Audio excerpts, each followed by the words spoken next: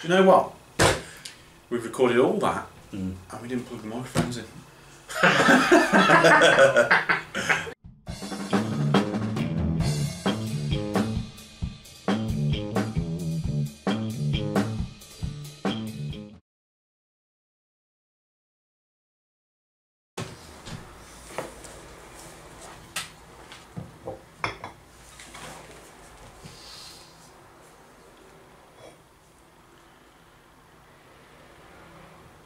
I just came to the conclusion that I didn't need 2 kidneys.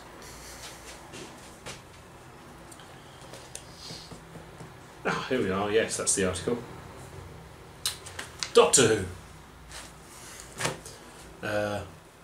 Yeah, so we thought we'd review Doctor Who. Maybe we'll do it once. Yeah. Perhaps twice. I could certainly do it lots. I'm a big fan of the TV show. So I've seen or heard where available everything, kind of, as in, I've only heard the abridged Marco Polo and things like that, but pretty much I've seen and heard everything, and a fair amount of the audiobooks and audio adventures, and about 4 books, I think. But I did read Brain and Morbius when I was about 8, and it seemed very heavy going. So I'm a fan. I thought it was great. It very much continuation of New Who. My argument would be it's not different enough. But at the same time, that formula, it's Russell T Davies's formula, we've returned to almost. I think that it's that thing of you've got to persuade the people who don't think they like Doctor Who. People who watch Strictly and EastEnders have got to like it. It's a prime time TV show, although they've moved it to Sunday. Sabotage. It's got to appeal to those people, and that's what Rose did. The episode Rose, even though there's also from a fan's point of view, it's like, for God's sake, God. And Rosie's mom and Mickey the idiot.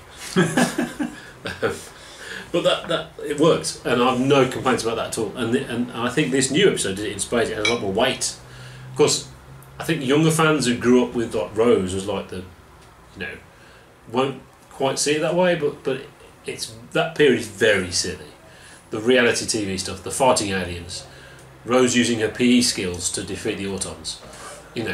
This had a lot more weight, and I think killing off a character, spoilers, was a very good move. It gives it weight, and etc. etc. It was really good. Yeah, I remember I was delighted that there was Doctor Who was coming back with the Christopher Eccleston thing. Yes. And actually, I wasn't. My assumption was this ain't got any legs. It's not going to last. I really didn't like that first season. Well, no, I did like it because it was Doctor Who. Yes. It didn't much Doctor Who. It's fine. Yeah, some Doctor Who. Yes. There was something about it that didn't quite. Was it the killer Christmas trees? Oh, see, that for me that really worked. That was Doctor Who-ness. It's very 80s Doctor Who. It's not like the Candyman or something. But see, Russell T Davies, because he's a fan, but not just doing fan service stuff. He just got it exactly right. Yeah. Moffat, much more for me, but it's not. The viewing figures are going down. It's not for everyone else. My thought was Doctor Who's got to get better every time. Yes. Every season, and that's the problem. The special effects have got to get better every season. Have they? I think so. They're not going to. Well, they have got better. Yeah, I actually think this first episode of the new season, the special effects were better. Apart from the big egg thing in the forest looked a bit plasticky, if you know what I mean. I don't know what it is. I don't know how to. Well, the probe thing, that was awesome. It was good, wasn't it? Yeah, that was awesome. That was. It's a simple idea that they can make it look amazing, realistic, but cool. Yeah. The problem with the teeth was, it was set up like a mystery. But there's no way you could figure that out. Oh, it's nicking the teeth so it can push it into its face and wear it as a sort of medal. If you're going to set up a mystery, you've got to be able to, it's got to be conceivable that you could solve the mystery. Yes. I mean, if we're talking about the Doctor as Sherlock Holmes, the original notion of who the Doctor is. The Doctor is Sherlock Holmes, remember, the character. That's terrible. It's just a random thing. It's just what? Why? But I mean, that's not so much. I mean, that's basic storytelling in my mind. That's sort of like, yeah. Although it is impossible to solve the mystery, it has to feel like you potentially could have solved the mystery if you thought about it correctly. I suppose so. But there's no way you would assume, oh, there's an alien with which wants to put teeth in its face. That's what it is. Yeah. Well, okay. With the Moffat thing, he had mysteries, and you know, he at the start of a Doctor's run, which wouldn't be solved until the end of the Doctor's run. You couldn't have worked those out either. No. But they did make sense. Actually, in the end, it's like and that was the thing about 5 years for it to make sense. You know, it's like what? But yeah. Problem is, it's first episode syndrome, and it's very difficult. You've got to introduce the Doctor, which is the key to it all. You know, everyone's just saying, are they going to like the Doctor? They're not even thinking about the story. They're thinking about how you're going to like the Doctor, and new characters as well, and characters for the episode as well. And it's got to fit. It's supposed to fit in 45 minutes, which is impossible. That's why it's an hour. Yeah, an hour and 5 or something. Yeah. So that's nothing to do with this incarnation of the Doctor. I think that's sort of historic. The reboot of Doctor. I think that's a problem that's sort of come over since they've rebooted the Doctor. Yes. It's a sort of like, well, hang on. There's certain rules here which a sci-fi writer would probably know. Yes. And these guys aren't sci-fi writers. They're guys who just want to have a bit of fun with Doctor Who, maybe. Well.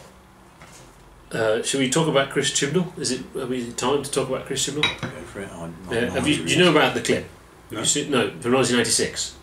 Oh, okay. Well, as a kid, he was a member of the Liverpool Doctor Who fan club or something, and he was on TV complaining about the Colin Baker run, about it being unnecessarily terrible.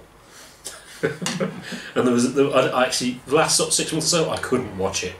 When I first heard he was going to be the showrunner, I did watch it, but then after I couldn't watch it because the irony explosion that might happen when it starts. But no, it's fine now, and I can watch it now because it's good. He's done it. He succeeded, so it's fine. But yeah, he is a proper fan, but not like Moffat. You know, Chris Chibnall understands the Russell T Davies thing. You know, in that, yeah, I'm going to bring back the Nimon. That's what Russell T Davies said, but really he also knows who he's got to appeal to, and it's a very, very broad audience of not people who don't like good TV, and you've got to make good TV for people who don't like good TV, and that's a balancing act that is very, very difficult, and that's why that original Eccleston series in many ways is fantastic, in many ways feels really twee now. Eccleston himself was fantastic. I tell you what it feels a bit like. It feels like the Blade Runner, where they edited it with voiceovers and stuff like that, so people would understand it.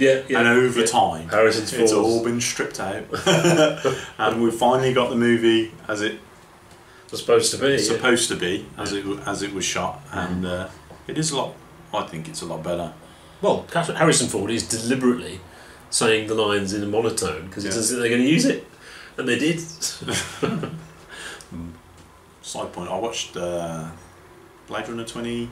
Oh, the new one. The new one? Yeah. Oh, I quite liked it. That's what generally what people say. Yeah. It's like, really? Oh, okay. Everyone just expects it to be awful. It wasn't. It was okay. So yeah. So should we talk about what we think of the new Northern Doctor? Yes. Obviously, Christopher Eccleston was a Northern Doctor. Yes, and but this is Northern. It struck me. I mean, obviously, because it's a female Doctor, and that was what's that going to be like? I have no idea. It was interesting. It genuinely made no difference at all. It was all about this character. What's the character like? And because it's a Doctor, isn't it? So you don't care. But it was an Eccleston Tennant. The bit I didn't like. There's an Eccleston Tennant amalgamation of blandness, and she's a bit goofy. But it's too early to tell. Yeah. You know, it's too early to tell, and I liked it. So good. I quite liked it. Again, the issues with it are she did have a sonic screwdriver in the end. Yeah, rather than because she said, "Oh, I've got a sonic screwdriver," I thought, "Yeah, okay, yeah, they're not going to do that joke." But then the one she built Okay then, so we've got a handle. Fair enough. Okay, that's fine. Yeah. There's moments in Doctor Who which are quite frustrating. It's sort of like, what the hell's going on here? And then all of a sudden the Doctor goes, bzz, bzz, loads of, I know what's going on now. I'm going to pull a load of handles, and then we're gonna fix it. Yeah. That's new. Yeah. Sometimes it was old Who when it was terrible, but it's just intrinsic in to do that in 45 minutes. Yeah, that's the problem. It is impossible, and obviously Rusty Davies' solution was, that's fine. Let's just write it as a build. It's fine, and then just at the end just say, oh, there's a button here. It's okay. Oh, everyone's saying it's fine. and obviously at the end of the episode is very sort of okay, but you enjoy the first 40 minutes. Yeah. So that's the only way you can do it. And I know it's a cliche, and I know some fans think, no, not necessarily, but 4 episodes of 23 minutes works really well. It's traditional structure, you can tell any story you like in that. It's not just science fiction, it's comedy, it's period drama, it's a western, it's anything you like it to be. It's not just about it being sci-fi. The TARDIS is just a plot device. Yeah. Yeah. And that's what is good. I was worried that she'd lost the TARDIS and it was going to be stuck on Earth. That really worried me. Unit. Yeah. And I like that era. I'm not a massive Pertwee fan, but now being stuck on Earth means the Prime Minister's going to be in it, and fighting aliens, and pop music's going to be in it, and the Master bouncing around, and all that terrible Tennant stuff that people have forgotten. Remember with when Tennant turned into Gollum, and the terrible Master. Sim is a terrible Master. He's the worst Master.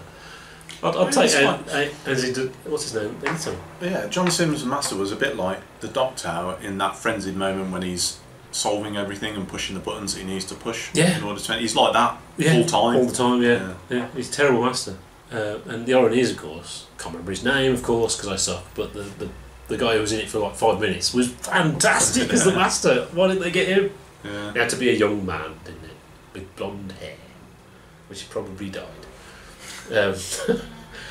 But yeah, I mean that thing with the Master when he turned him into Gollum and he was kept in a cage, and then Martha went round the world and explained to everyone, we must love the Doctor all the time, which turned him into floating space Jesus.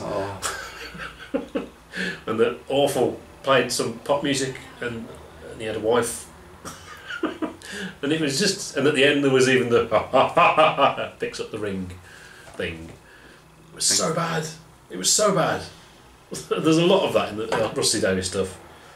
I can't believe it. I mean, yeah. Doctor Who doesn't do epic. Okay, the only time, I'm exaggerating, but the 50th I thought was fantastic.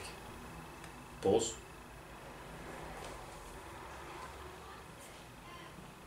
Wasn't that knock on the door? No. No, okay, right. Yeah, the 50th was fantastic. It was awesome. But usually 99% of the time, Doctor Who does not do epic. If you like explosions and robots punching each other and lots of punching between superheroes going to the cinema, don't watch Doctor Who. If you like a play with interesting ideas, etc., and the interesting character of the Doctor, that's why you watch Doctor Who. We've digressed a lot. Yeah, I mean, it's interesting you said that earlier that Sherlock Holmes, the Doctor is Sherlock Holmes in sci-fi. Originally, yeah. And just imagine Benedict Cumberbatch being the Doctor. It's too obvious. But it seems like, oh, hang on, bad work. Yeah. That'd be a lot more interesting than... Well, yes, but that's not how. In the end, that wasn't how Doctor Who worked. So they didn't get another old man like I can't remember any name. What's his name? The first one. The first one. Yeah. Patrick Troughton's the second one. Yeah. Well, that's the first one. I can't remember his name.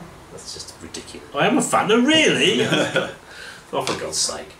They didn't just get another one. They got someone different, and actually, partly because Patrick Troughton is so amazing. He did it. He did it because he was so good. He created the notion that you just have somebody different, and everyone's annoyed at someone different. and then they get used to it, and that's the longevity thing. That's how it works. So what did we think of the first episode then? I had no idea what it was going to be like, you know, and so that, in a sense, meant that it's just more New Who, actually, isn't it? But it was good. It was well written, dialogue was good, etc., etc. Story was simple. And that's really our complaint: is the story is simple, but the stories need to be simple. You know, the people who watch are waiting for Strictly to come on do not want this convoluted Moffat stuff that references something from 1983. Yeah, we do, but they don't. I think you're right. In the first episode, you've got to have a story like that. Yeah, that's quite simple while you're establishing characters and stuff like that. So, I suppose we've got to see where it goes from here. I did like the northern aspect of it. I didn't think I thought, okay, here we go. So it's going to be all northern now.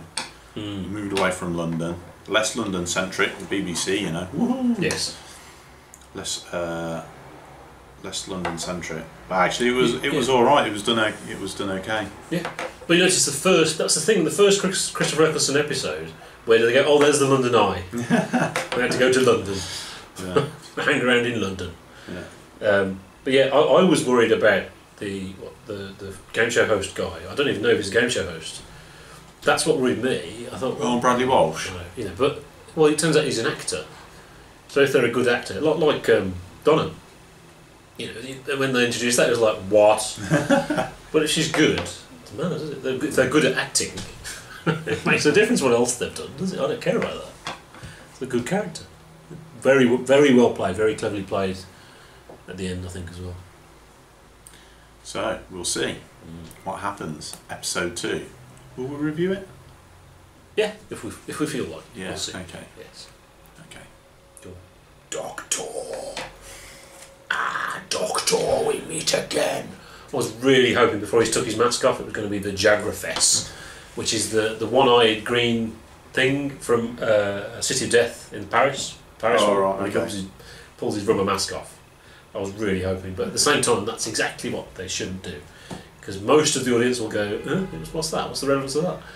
You know, it's like, what's your name? Khan. So the fans go, that's not Khan. And everyone else goes, who? So yeah, good, yes, cool, yeah, yeah, Doctor Who. Yeah.